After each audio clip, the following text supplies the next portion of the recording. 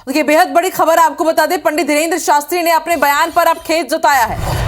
आपको बता दें, भगवान सहस्त्रबाहु पर उन्होंने आपत्तिजनक टिप्पणी की थी, जिसके बाद लगातार उनका विरोध हो रहा था और अब पंडित धीरेन्द्र शास्त्री ने सोशल मीडिया पर अपना बयान जारी किया है। उन्होंने कहा है कि हम सब हिंदू एक हैं और एक ही रहेंगे। हमारी एकता ही हमारी शक्ति है। हमारा उद्देश्य किसी की भावनाओं को आहत करना नहीं था। आपको बता दें, भगवान सहस्त्रबाहु को लेकर उन्होंने आपत्तिजनक बयान दिया था। विवादित बयान के बाद धीरेन्द्र शास्त्री पर एफआईआर की मांग हो रही थी। है वंशी क्षत्रिय समाज लगातार उनका विरोध कर रहा था और उसके बाद उग्र आंदोलन की चेतावनी भी दी गई, एफआईआर की मांग की गई और अब जाकर के पंडित धीरेन्द्र शास्त्री ने अपने बयान पर खेद जताया और उसके साथ ही उन्होंने ये भी कहा है कि हम सब हिंदू हैं और हम सब एकजुट ही रहेंगे। तो वो पोस्ट भी हम आपको दिखा रहे हैं। सागर में पंडित धीरेन्द्र शास्त्री ने विवादित बयान दिया था, उनका ये वीडियो काफी वायरल हुआ और अब पंडित धीरेन्द्र शास्त्री ने यू टर्न लिया है। और आइए अब आपको बताते हैं कि आखिर किस बयान पर इतना विवाद हुआ था, क्या कहा था पंडित धीरेन्द्र शास्त्री ने, जिस पर अब वो खेद जता रहे हैं।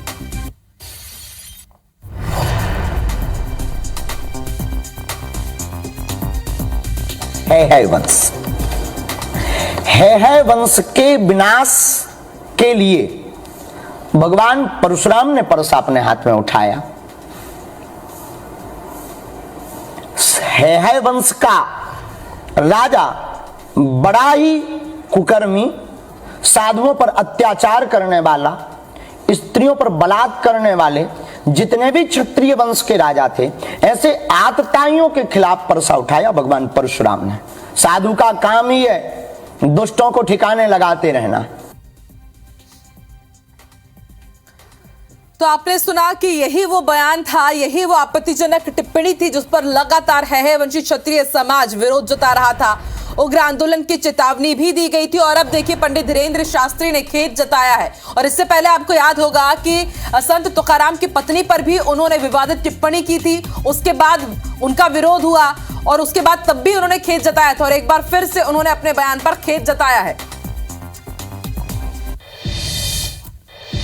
और ज्यादा जानकारी के लिए सीधे रुख कर लेते हैं भोपाल का, हमारी सहयोगी हरप्रीत जुड़ चुकी हैं। हरप्रीत, देखिए एक ट्रेंड सा बन गया है, पंडित धीरेन्द्र शास्त्री की अगर बात की जाए, वो ऐसे बयान देते हैं, ऐसी आपत्तिजनक टिप्पणी करते हैं कि जिस पर बार बार विरोध होता है, फिर उसके बाद एफआईआर की मांग की जाती है। पहले संत तुकाराम जी की पत्नी पर के बारे में भी उन्होंने कुछ ऐसे ही कहा था और फिर विरोध जब हुआ तो उन्होंने खेद जताया और अब देखिए है वंशी क्षत्रिय समाज के लोगों ने भी विरोध किया तो फिर से उन्होंने खेद जता दिया। क्या समझा जाए, बार बार इस तरह के वो बयान क्यों दे रहे हैं? क्या सुर्खियों में बने रहने के लिए या फिर बाद में जो दबाव उनके ऊपर पड़ता है उसका असर होता है?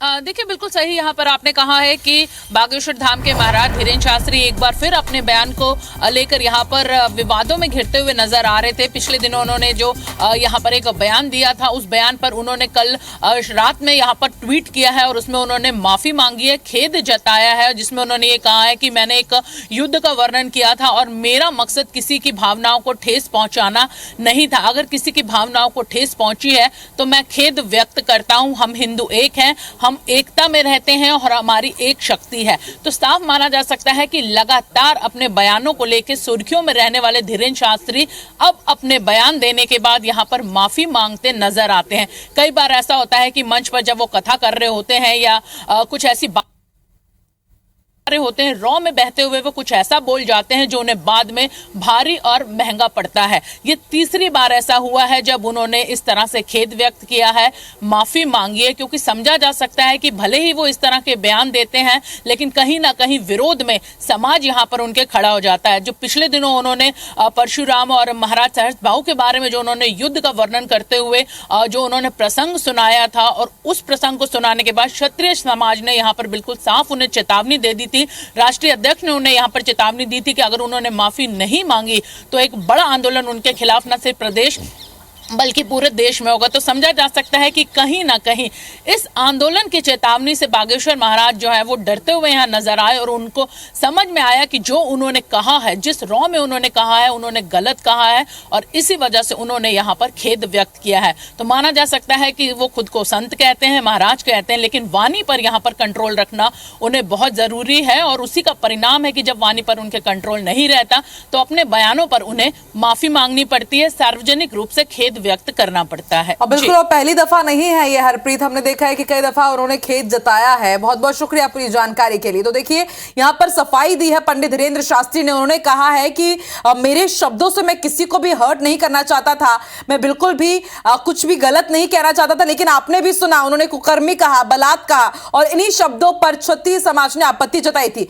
और अब हम आपको वो ट्वीट दिखा रहे हैं जो ट्वीट कल रात, जैसा कि हमारी सहयोगी हरप्रीत जानकारी दे रही थी, यही वो ट्वीट है जो कि बागेश्वर धाम सरकार का जो ऑफिशियल ट्विटर अकाउंट है उसे ये ट्वीट किया गया है। और उन्होंने इसमें लिखा है कि पिछले कुछ दिनों से मेरे संज्ञान में आया, मैंने एक प्रसंग कहा था, उसके बारे में लेकर के लगातार विरोध हो रहा है। और उन्होंने देखिए, मैं भावना को आहत करने की मेरी बिल्कुल भी यहां पर कोशिश नहीं थी। हम कोशिश यही कर रहे हैं कि जितने भी हिंदू है वो एकजुट रहे।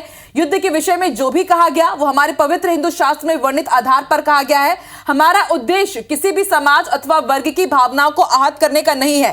साफ तौर पर यहां पर पंडित धीरेन्द्र शास्त्री ने यह बयान दिया है, उन्होंने ये ट्वीट किया। उन्होंने ये भी कहा है कि अगर किसी की भावनाएं आहत हुई है तो मैं उनसे माफी मांगता हूं, खेद व्यक्त करता हूं। लेकिन बड़ा सवाल यह है कि आखिर इस तरह के बयान क्यों दिए जाते हैं कि बाद में आपको खेद व्यक्त करने की जरूरत हो। और आपको याद होगा इससे पहले संत तुकाराम की पत्नी पर भी उन्होंने विवादित टिप्पणी की थी, तब भी कुछ इसी तरह से काफी बवाल मचा था, विवाद हुआ था। उन्होंने सार्वजनिक तौर पर माफी मांगी और अब एक बार फिर से है वंशी क्षत्रिय समाज के लोगों से उन्होंने माफी मांगी है।